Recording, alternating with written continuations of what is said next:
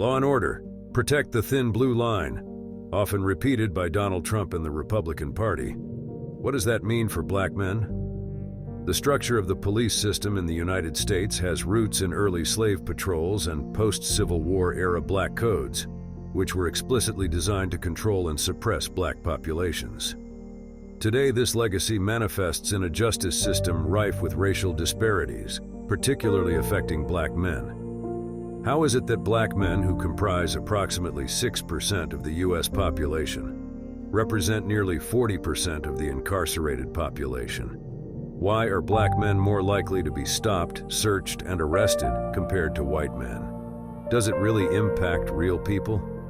Now listen to the story of Patrick Brown. Man, let me tell you all about my life. My name's Patrick Brown, and I've been through hell and back.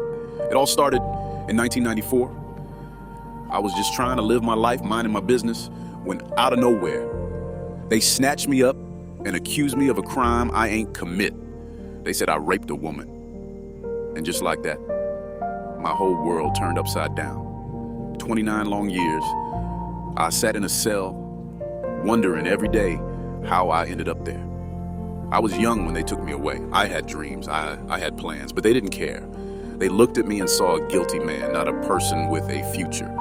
The evidence was flimsy, but they pushed it through. And before I knew it, I was convicted. Can you imagine? Losing nearly 3 decades of your life for something you didn't do. Prison was a daily hell. It was more than just being locked up.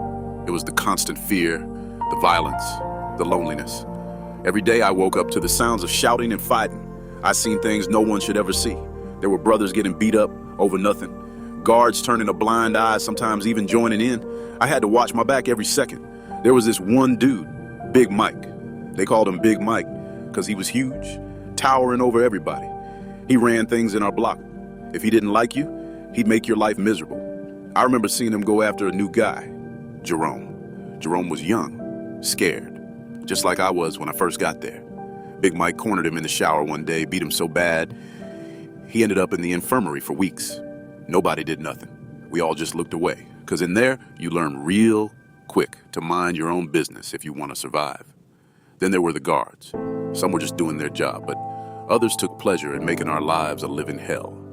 They'd throw you in solitary for the smallest infractions. I spent months in that hole with nothing but my thoughts, wondering if I'd ever get out. The loneliness ate at me, the darkness pressing in from all sides. It was like being buried alive. This system is like the Willie Lynch letter come to life. It's designed to break you down, to pit brother against brother, to strip away your humanity.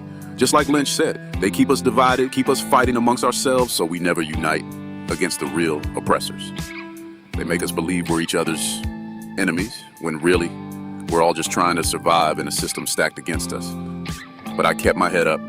I had to. I knew I was innocent, and I never stopped fighting. Year after year, I wrote letters, I appealed, I prayed, I missed out on everything. Family gatherings, friends growing older, the world changing around me. All I had was hope that one day the truth would come to light. And then, finally, in 2023, it did.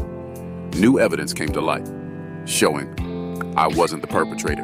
DNA, witnesses, everything that should have been considered in the first place.